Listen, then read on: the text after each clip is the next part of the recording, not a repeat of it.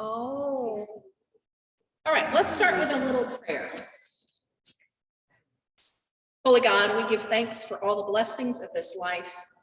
We especially give thanks for St. Luke's and those who've come before us, those who are with us now, and those who will be with us in your future. We ask your blessing especially on our panelists today, who will be sharing stories of the first generation of St. Luke's. May all of us listen carefully for your action and presence then, and for glimmers of your call into our future. In Jesus' name, amen. Amen. Amen.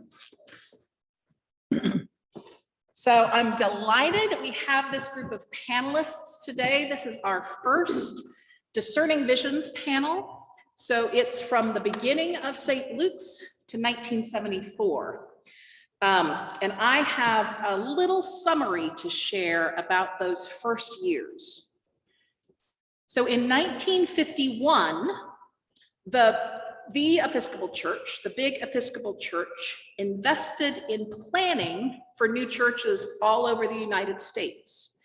And North Durham was one of those areas targeted as a good place for a new church.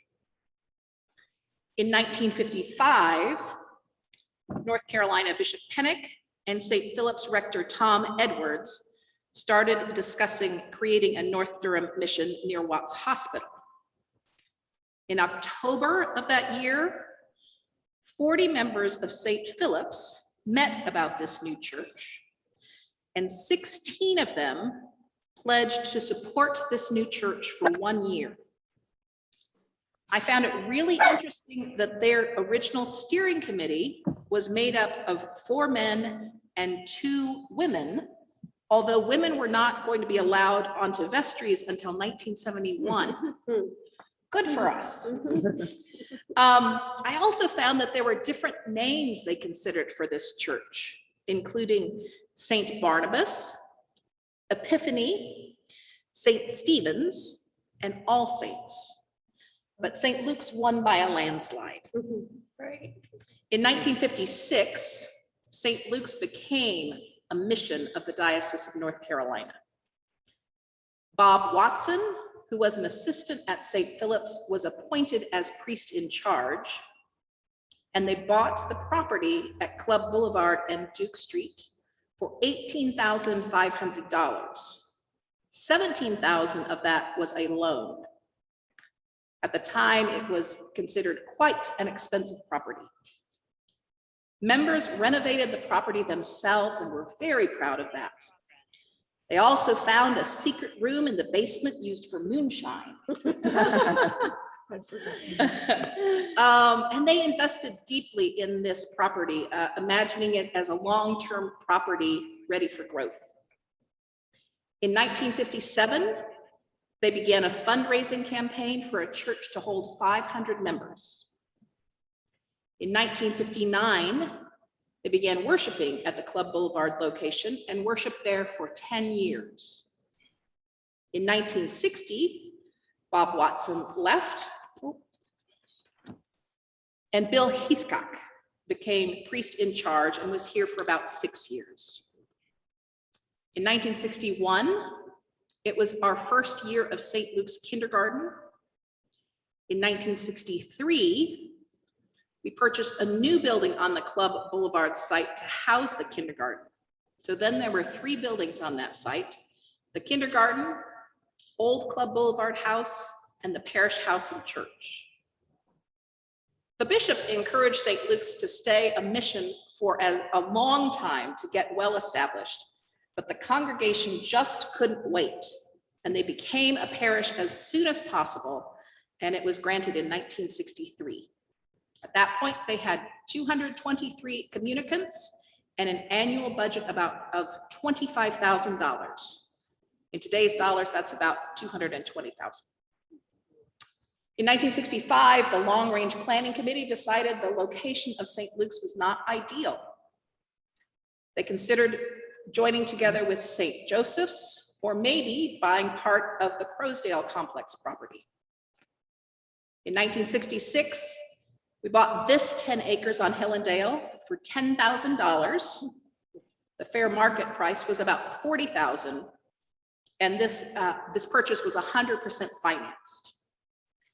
Part of the contract was if we failed to build a church in a timely manner, the property would revert to the original owner, Mrs. Fox. Vestry members at that time included Dot and Rosalie and Merial's husbands, and vestry did not adjourn until 10:45 that night. They set a price for the Club Boulevard property, but they kept it a secret. That year also, the rector resigned, and St. Luke's invited Will Spong, who was chaplain at Duke, to become the new rector. He was called, but he declined before he began, but he still helped through that time until you found your next rector. In 1967, it was decided a merger of St. Luke's and St. Joseph's would not move forward, and Ted Harris became the rector. In 1968, we sold the Club Boulevard property for $165,000, $10,000 under asking price. That's about, in 2021 dollars, that's 1.3 million. Parishioners that are still around, Ken Taylor brokered the deal. June Santa's husband and father were junior warden. Rosalie and Dot's husbands were on the vestry at that time. Area residents did not want a church built in this residential area, and they sued. And that lawsuit went all the way to the state Supreme Court. St. Luke's refused to buy the offended neighbor's property for $9,000, but we settled before the Supreme Court gave a ruling. So St. Luke's paid $1,750, and we consent to remove restrictive covenants on our site. I have no idea what that means. And we promised not to have an entrance from Arrowhead Drive into our place. And in 1968, the records show while the court case was reaching its conclusion, St. Luke's became embroiled in a low-income housing development project that for a time split the church into opposing factions. So that sounded like a big event in 1968. There was lots of conversation about it. There was a parish meeting. 26 St. Lukers committed to supporting this project. The parish voted 41 to move forward on the project, 31 not to move forward on the project. 3 or 4 families left because St. Luke's wanted to support this project. And then the project, they say it died a lingering death. We considered merging with St. Philip's at that point, but did not. So that is some of the earliest church history that I came up with, but I'd now like us to hear from folks who were there. So I will come out here so they'll talk to me. Rosalie, will you introduce yourself and tell us your first Sunday you were here and what it was like? All right, I'm Rosalie Fonda. We came down here in June of 1962, renting a house from people who were members here at the church. And we came on a Saturday afternoon, and Sunday morning, their neighbors brought us over to church, which we found very friendly. I'm Merial Depasquale. My husband being the architect of St. Luke's made me here a lot, and I cannot for the life of me remember the first day of the service. Were you at the Club Boulevard location? Yes. Yes. Oh, that church, yes, we went there. Yeah. That was your first time at St. Luke's. Oh, that was my first time at St. Luke's. I thought you would talk about here, that's right. And Peggy went to kindergarten there, my daughter. And that's how I got to meet a lot of the people, and Bill Heathcote, I think, was there then. Thank you. Well, I don't remember my first day because I was an infant. So my memories for the very first time, I was at Club Boulevard though, and kindergarten there. What childhood memories do you remember of that place on Club Boulevard? Oh, gosh. I do remember loving being in the kindergarten there. And I remember we had a very big yard to play in, and there was a magnolia tree by Club Boulevard that I would climb and make bird noises at the people on the sidewalk. So, and I would startle people. So I was not much different then than I am now, I guess. Always a musician. It was, and I found the silver egg at the Easter egg hunt.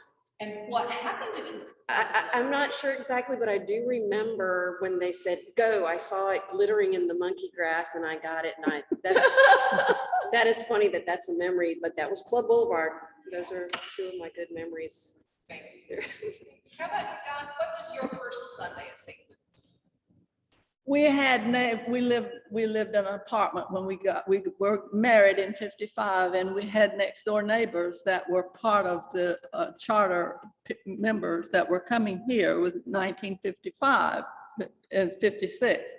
So we came with them, and Dora and Elliot Carroll, and we stayed at St. Luke's until now, and in the future we'll always be here.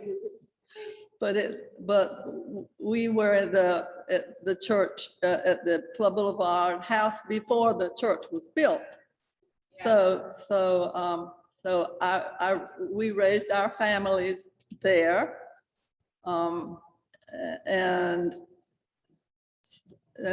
so it's Peggy's age or a bit there. So all four of them were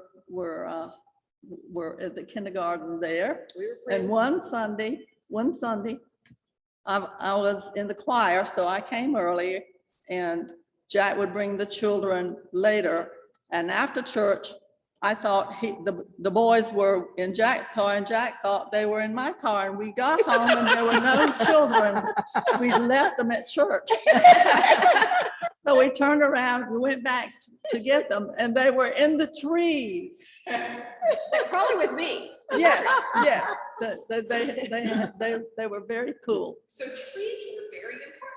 There's a beautiful magnolia. Magnolias are great climbing trees, and there was a beautiful magnolia. So Dot, can you describe for us what that first worship space looks like? I don't have a lot of memories there, but I was confirmed there at that church because I was Methodist and Jack was Episcopalian, and we were trying out both churches at the same time. And I think it's because of Dora and Elliot being next door that we would come to St. Luke's initially, but I fell in love with the church. It was wonderful, and I was trying to remember where we worshiped in that church, and I can't remember exactly where. It was a small room. Do you remember what you sat in? Were they folding chairs, or did you have to set up each time? You came. I just came. I was new. Yes. And Stanton, tell us about your first time at St. Luke's. Well, my husband, we're from Pittsburgh, Pennsylvania, and my husband, John Santa, accepted a job here in Roxborough. So that's how we moved here.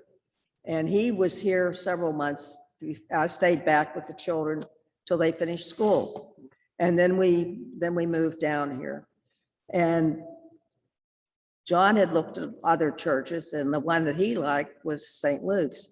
So I have to say that I agreed with him right away. He picked a good church. But the first Sunday that we arrived and worshiped as a family, Bill Hathcock announced he was leaving. So I remember when you had the greetings, would you go up to the rector and speak with them? I said, I don't think it's very nice that we just arrived and you're leaving. And he thought that was a little ironic, I guess. And then it was so friendly and just such a warm place. And I have a picture of the old Club Boulevard Church. Oh, good. Let's see if we can. Yeah, I had one of those too. I don't think I've seen this picture before. I hope you all can see that a little bit. So this must be the building that we Yes. built specifically. So No, sort that's of the Club second Boulevard. worship That's the Club space. Boulevard. After, in the house. That's after This the is house. after That's the the, yeah. house. Yeah, so we first worshiped in the house in a House, very yeah. small space. That's what I And then we remember. built this other worshiping space. Yes, and then we had to leave here. And then we moved Here, here. yes. Yeah. No, no, no, And- no. We We went to went to Episcopal Duke Center. Yeah. before we came here. We were nowhere for a while. Temporary. So we That was all- worshiped at the Episcopal Student Center Student center. at Duke for a year. Right before we built this. But Well, while we were building building this, Because we had to move out of the other one, and they decided to build the kindergarten building first because of the First, need of the students. Yes. And Do you then they remember built beating the this one. bounds Well, we're not- here? Yeah, so tell us about beating the bounds as Oh, that was, early in the, when you bought the property, right? yes, and we, it was a big event. I mean, the Yeah. acolytes and the St. Luke's flag, I have photographs. banner and everybody just walking around. And I never had been to a beating of the bounds, but Right. that was, Peggy, do you remember the I do children? remember Yeah. And so everybody who Oh. could came and you marched all All- over the yeah. boundaries of We the went- attending. We several, all around where the church would eventually be built, and on the land. And of course, it was a big space, you know. And over there, it's pretty foresty. Was it foresty here too? Do you It was a remember? big Was it open No, field. no. It was Yeah. such a big field. Yeah. We have some My photographs. oldest somewhere. daughter had a flag that said the time is now. It was a banner Big that banner. was being led in front of the whole parade of people. And we never knew what happened to it. It disappeared. And- But anyway, the time is now is their motto then. The time, so the St. Luke, like now, it's the. Now march is of our the faith. time for the church. Yeah, so. it Time was- is now, is what it was. It was very 60s with kind of, the flower power looking kind of thing. Yeah, the time But is she now. made it, it was felt and it was nice. We have photographs, we'd have to find those. And you were a teen when you came, yes? Yeah, I was actually going to be, we moved here my senior year of high school. Not recommended. Not- And I have to say, excuse me, my father always regretted that, so, and I was very difficult, I must say. Do you remember anything about the earliest days being here at St. Luke's as a teen? Well, I remember, again, girls couldn't be acolytes. And, but I was involved in the EYC, excuse me. And then I also became EYC leader. Yeah, so. She was my EYC leader Interesting. at one point. Yeah. Yeah. And so that was Tell them over about the here. blah, blah, blah. That was here. Peggy, were you allowed to be an acolyte or was that still? By the time I came along, I think I was. My sister, who was closer to June's age, could not do it either, and she was very mad about that. Mhm. I remember her thinking that just was not fair, but my brother was an acolyte. I remember Gary and John were both acolytes at the Club Boulevard, because I stood up during church and said, "Hey, Gary." At the Club Boulevard, I remember looking at, and he couldn't. He was like, "Okay, hey." So, I think though, by the time that I could do it was in the later 70s. I'm not sure when that changed. Yeah, probably. I never Things- was an acolyte though. My Yeah. daughters were.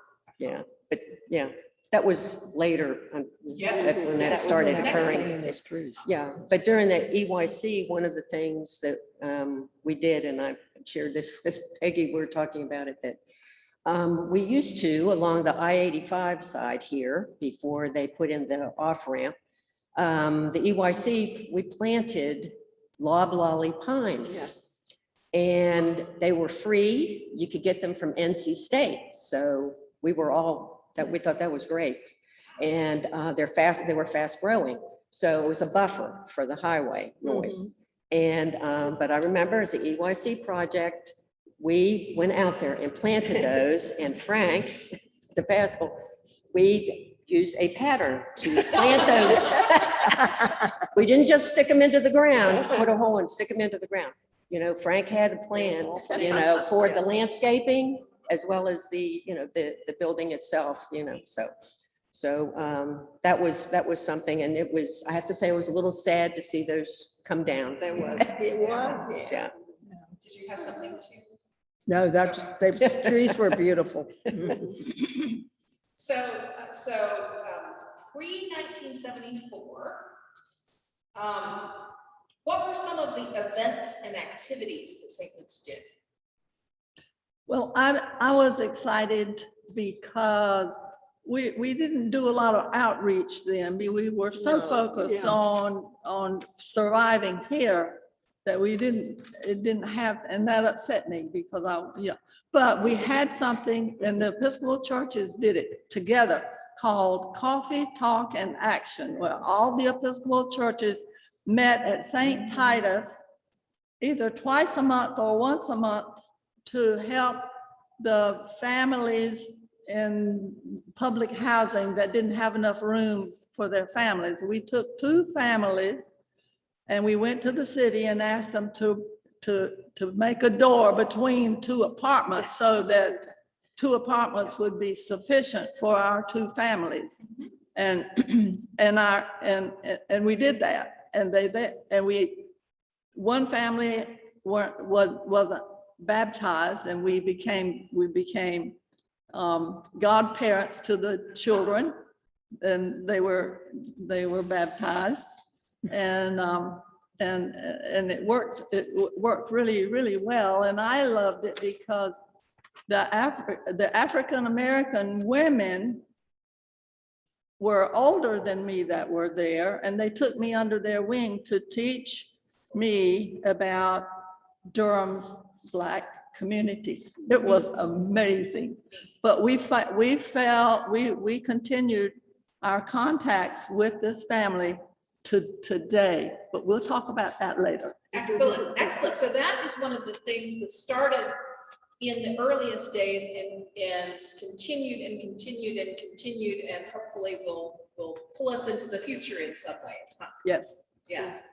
So most of the activities, it sounds like in those early days, were about getting a building, getting settled, getting whatever.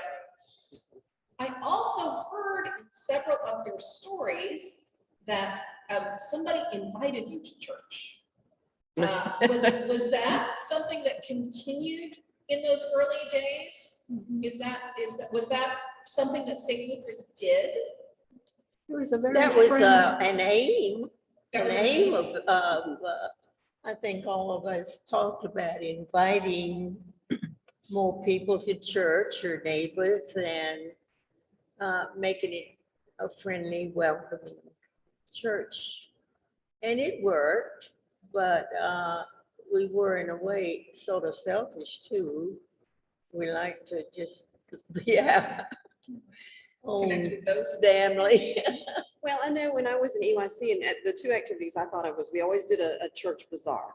And so the Yes. community, that was like a big thing we always did. So the bazaar started back in the Long earliest time days. ago. huh? Yes, yes. And that brought community in, because then we also had a yard sale and clothing, and just, it was a huge thing. Art auction, it was big. And then the other was EYC was very active. Our EYC would have 15 or 20 kids sitting around in there, and we would bring friends. I brought friends from outside all the time, and invited my friends to come to EYC. And I think that brought families occasionally, because the kids would start coming. And at that time, when we invited another EYC one time, and we had the altar that was the big block altar in the center. And I remember we had a group of Presbyterian kids came from another church to visit us. We were doing kind of an exchange, and they were like, "What is that?" And some kids said, "That's where we do our human sacrifices." And that kid's eyes were like, because they didn't know the Episcopalians, we were so mysterious. Ooh. And so I was like, oh no. But of course, the minister at the time, I think, very quickly cleared that up. But that was a way that we invited people in, was, I know, as a youth involvement. I can remember because I chaired that bazaar a couple of times, and it was the biggest fundraiser for our church. Yeah. But I don't remember the church doing much outreach. But I do remember the EYC meeting. One time we were having the kids spend the night here. I think that's why the altar got moved so they could all sleep in here. And we got involved in wondering, with all these people here, we discovered that we're short on a few supplies. So we went to the rector and said, where do we get these supplies? And he said he didn't even know. Oh, no. Eventually we found out how to get the supplies that were needed. Toilet tissue. Yeah, the That was an toilet- issue it was a then. toilet- Even back then. Even back then. Tell us, oh, yes. I was just gonna say, I think at that time was more, we had to do more in reach. Yeah. You know, we'd had the bazaars to help raise money Pay our for the bills. church. Yeah, to Paying pay, bills. Pay our to bills. pay the bills. Yeah. Actually. And the wives' tale or the tale that is told is that the founding members sold ice cream to each other. Yes, Yeah. does anybody who lived through that? No. I heard after church, people would bring their homemade ice cream and sell it to one another. And they would pay for it. I don't remember a lot. Well, it's a good story. Well, it has survived down through time. It's like ancestry. You don't know if it's true or not. Right. Well, June and I, don't you remember the hat sale we had, June? The hat sale, we had, That's when we everybody sold wore hats. beautiful Yeah. hats. She's, yeah. We had a hat sale to raise Oh. money. And there were pictures in the newspaper and everything with us with our hats. St. Luke's. What did it take to get a bazaar happening? When did you start? Who was involved? What did you do? Before. Delegate. Before Here. We started early. in 74. I can't remember much before 70. I was raising the children and I was in the choir. And they're the things that I remember the most. Yeah. Yeah, children in the choir.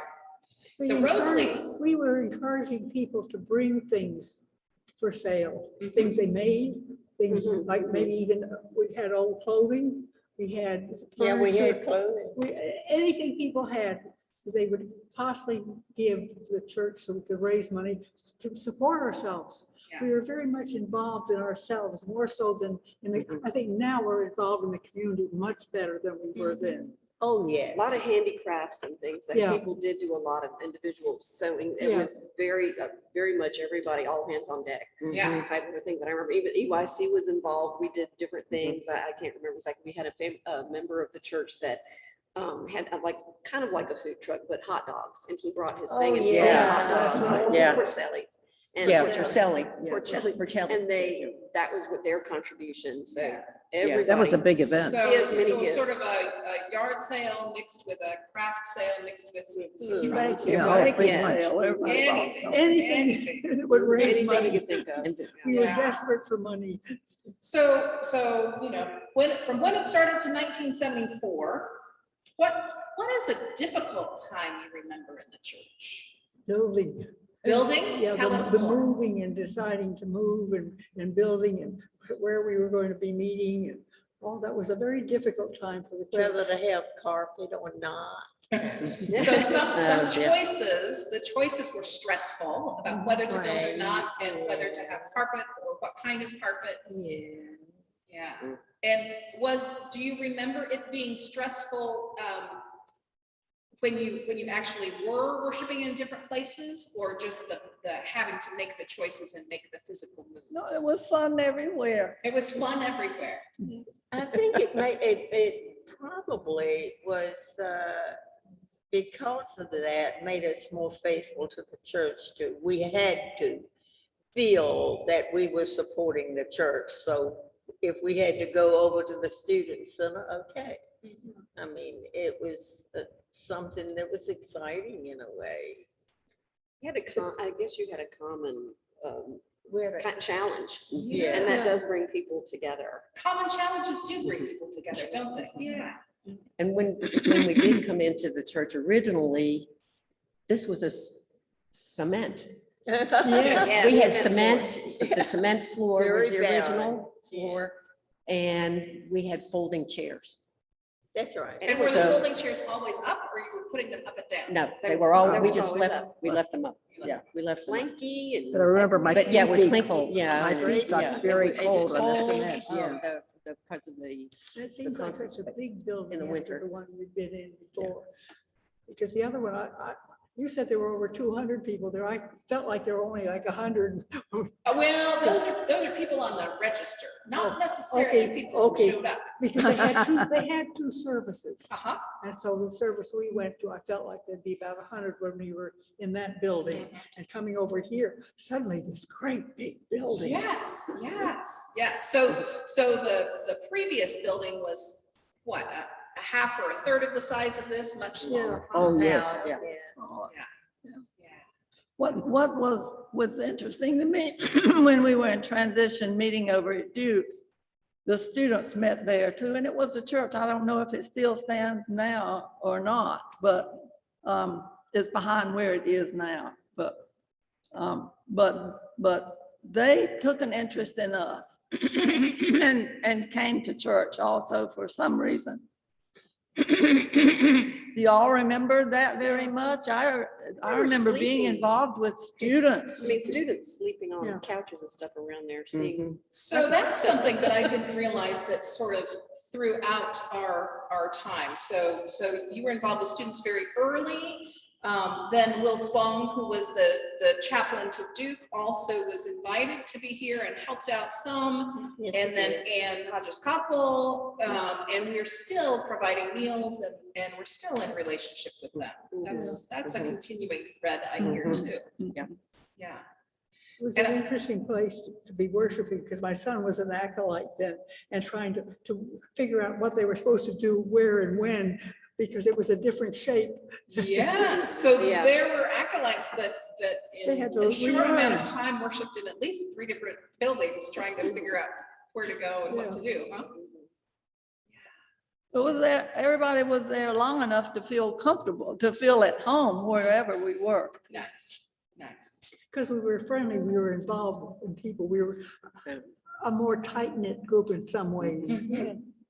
Well, and it sounds like you had some difficulties that you had to work through, which on the one hand were hard, but on the other hand sort of coalesced you and helped you be connected to one another. Well, we were, because it was a community, the whole community moving from place to place, we already knew everybody. Yeah.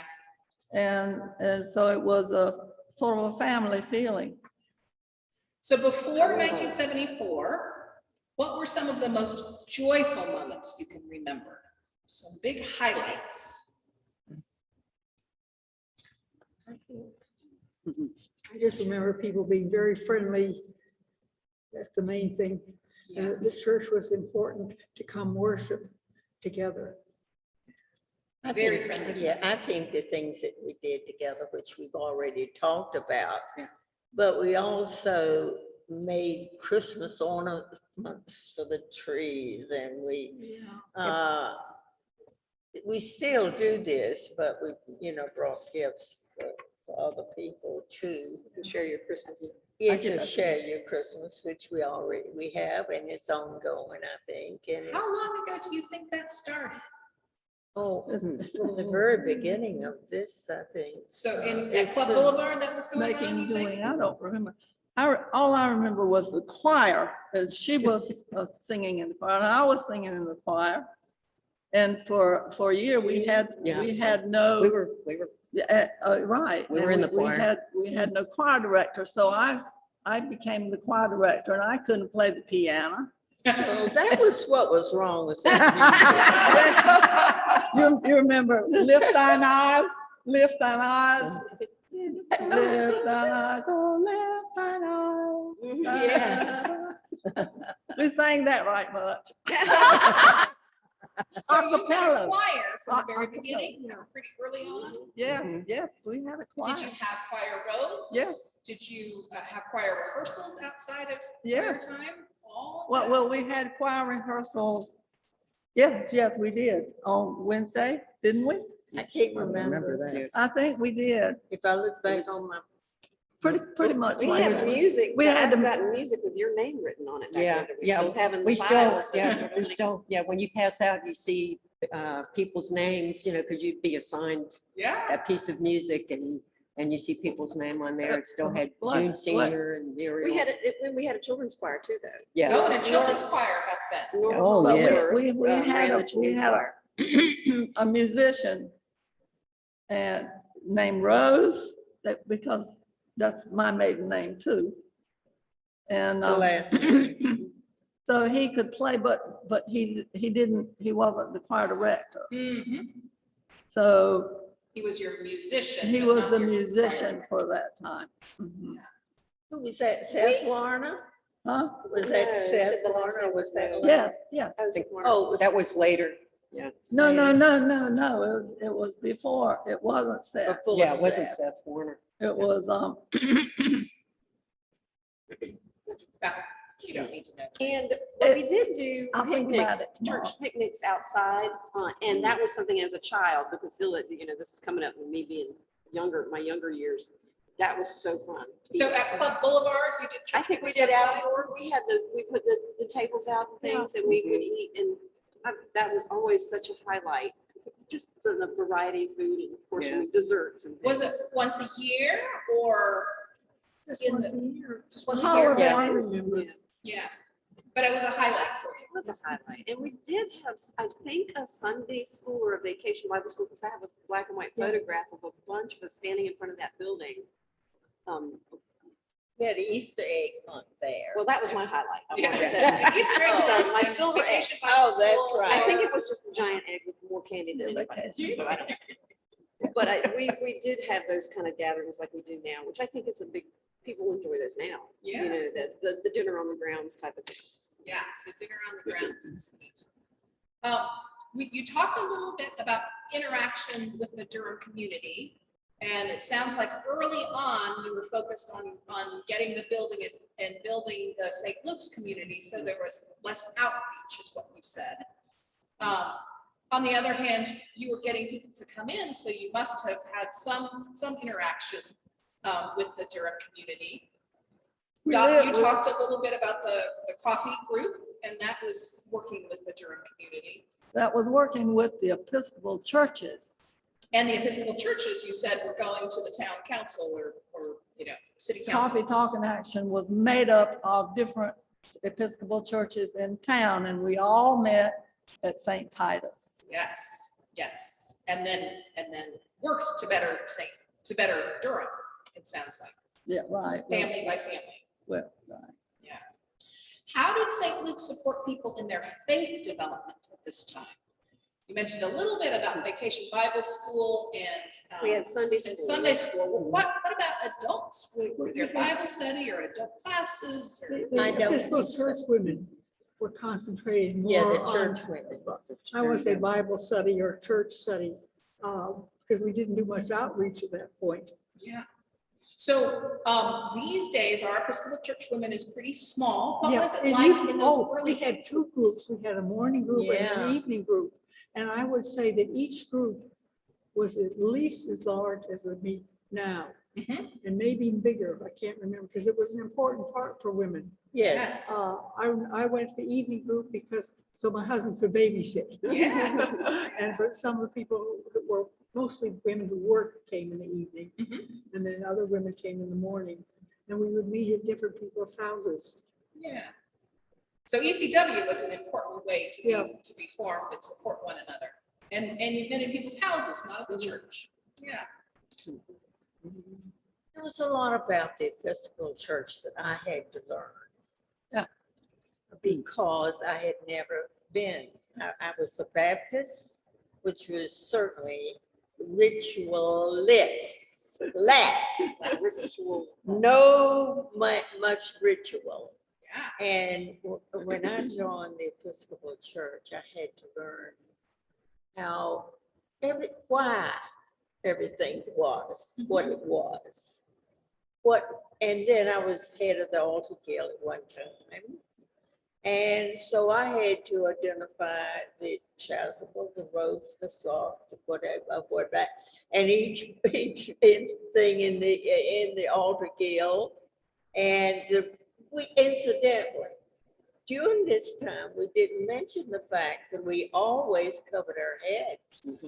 Oh. Yeah. the women That had to was cover one of their the heads. When you did the important altar? To things. begin with, but We're always in Always. church. Yep. I Never- have in my drawer about 3 lace caps that I wore on my head. So here is a real memory stretcher.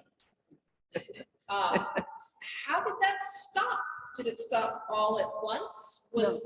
Did different people do different things? Do you remember it all? Yeah, people gradually stopped, just gradually. I don't know whether there was any edict or anything made No. about I don't think it was a stopping. rule put down, but it's something was custom for women to wear hats to Right. church. But it sounds like none of you remember the rector standing up and saying, you no longer need to do this. No. Gosh, you should really do it. It's sort of like somebody wore pants to church I one don't- day. Well, you didn't enter church without something on your head. Mhm. It didn't have to be a hat, it could be Just a little lace. Yeah. a lace thing or Or anything. like but the you brides of.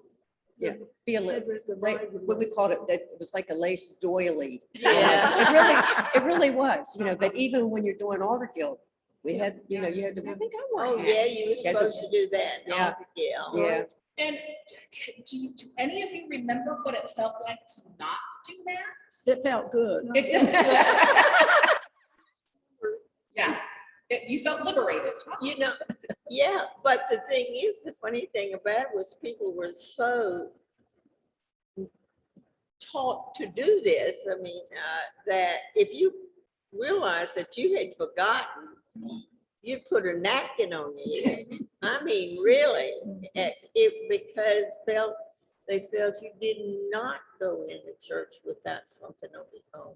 It reminds me a little bit of this last year and going to the grocery store and you wouldn't forget your mask. That mask, that's That right. same sort of feeling, I bet. Right, Yeah. right. and then women would always wear hats every Sunday as well. I mean, if you weren't on altar guild or in, Yeah.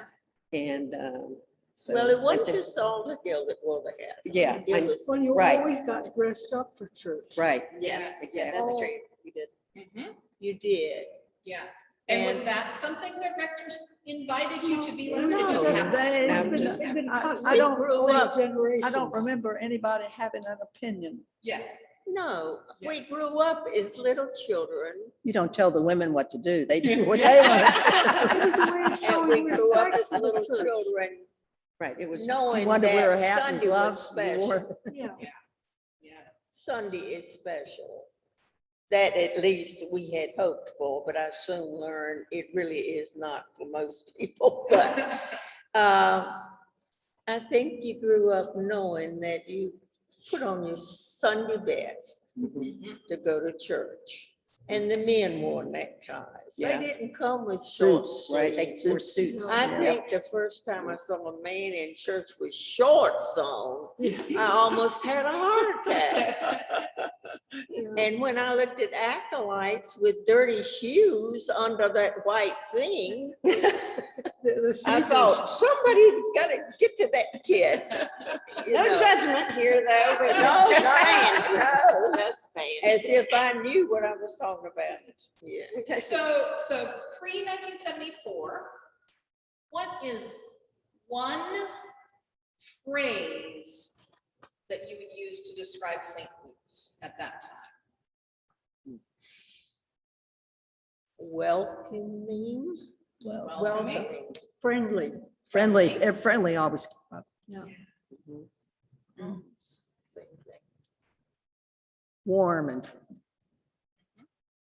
I remember Mrs. Carter. She always Oh. would greet everybody who came to church. Mrs. Carter was central, huh? Yeah. well, She was the Yes. widow of a minister Uh-huh. and was, I guess in the church when it started, I don't really know, but she made a point of being at the door and greeting everybody and then introducing people to other people. Oh, uh-huh. Oh, yeah. Yeah, She did. she did a wonderful job at getting that friendliness going. Well, she was the last one to take her hat off. Oh, yeah. Oh, yeah. She helped people know how she expected them to behave. Right. She I would stood say- by the door next to the rector with a notepad and a pencil, or pen maybe, and took names of all the new people that had Wow. visited and everything. And she would go and visit those people. Yes. So our newcomers committee. Oh, she right was there from it. The very start, huh? I would say feeling embraced. And again, as a young person, I felt embraced, whatever that feeling was that I couldn't identify, but it just felt like my other family. Yes, it did. I'll tell you how fast she So, was. You know, I never. And I love And it the- still does. It was a part of Mm-hmm. our routine life there. I love the prayer book and the hymnal. I love the Episcopal hymnal. It is good. I loved all the songs in it. And I love being in the choir, but I was just as happy to be in the congregation singing them. Mhm. Yeah, I was just gonna say, word comes to me was community, which still, can continue, but just the fact that, if anything needed to be done, everybody had to pitch in and do it. And they did. Or there was someone most here of it. at the church that had that talent to do it, like Jack Borden provided all the brick for the church, and Frank was the architect of the church, and Ad Sprague built the church, he had a construction company, and it just all, Together. it all came together, and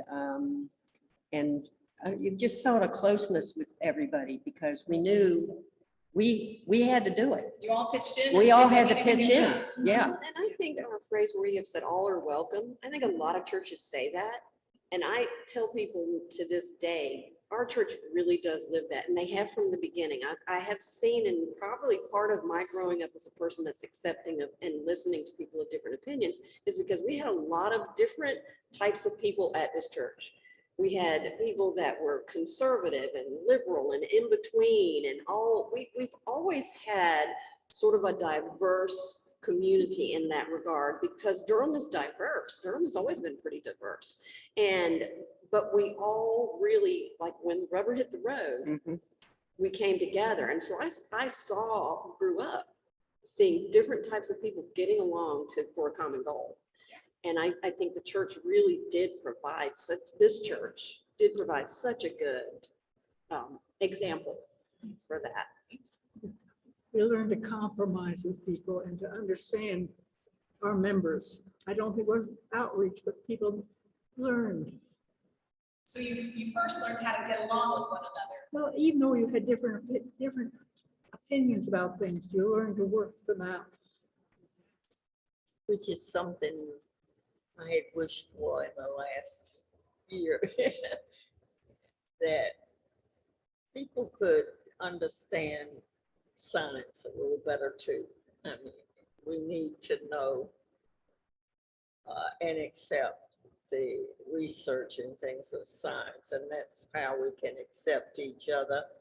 And the Black movement is, to me, very wonderful and enlightening, and to others it's very devastating, and I wish we could have more Black people. Yeah. One thing I think is the reason we're not having people of different colors much is that it's really not convenient to a lot of areas where they live. And it's more inconvenient to try to get them here. I know I took one man home one day, and Dot, bless her heart, has always been the most welcoming person to these people, all of them. And she wasn't here, so I took this man home. I could not believe how far away from St. Luke's he lived. I had to go Much down later. as far as the university and then down into a neighborhood. And Dot did that all the time. So we had some people, and always have had in our church, who have been above and beyond helping others. So Muriel, you sort of leaned into the question that I'd like to ask you all. I told you we're recording this. And so my last question to you is, what might you want, what wisdom would you like to give to the future St. Luke's? Muriel, it sounds to me like you would encourage us to be more diverse. Right. I would love to see, and I think that it's going to come to that. But right now we're in such a crisis personally with what we have been through in this epidemic. And I would love to see people reach out and embrace other people. And as I said, God is so good at that. And if only we could somehow bring these people back into the church, because it's more difficult now to do that, I think, than it's ever been before, because there's so much skepticism going on. And it scares me. I am not going to be here very long. I'm 90, I'll be 97. And so I just wish to see the love spread better and understanding. I guess that's what I really want, is for people to understand and comprehend the truth of life, the truth of what's going on, and not listen to so much unbelievable things that people are saying. Yeah, I was disappointed that when we had a Black minister here, that we did not get more Black people coming.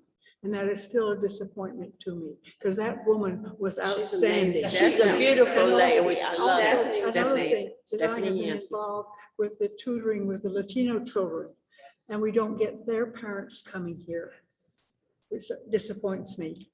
Do you have a piece of wisdom you'd like to give to the future St. Luke's? Well, I wish we could recruit them. I don't know how to do it, because at my age, I'm kind of out of everything, because I'm Reaching 90. people who are different from who are already here. Yeah. It sounds like. Well, I agree. To me, I hope the future of our parish is growth. And now that we're hopefully seeing the end of of COVID-19, and we start gradually reopening, that we can begin reaching out to bring in new families and provide things that young couples and young families are attracted to doing, to bring them to this place, because it's a wonderful place and has a great history.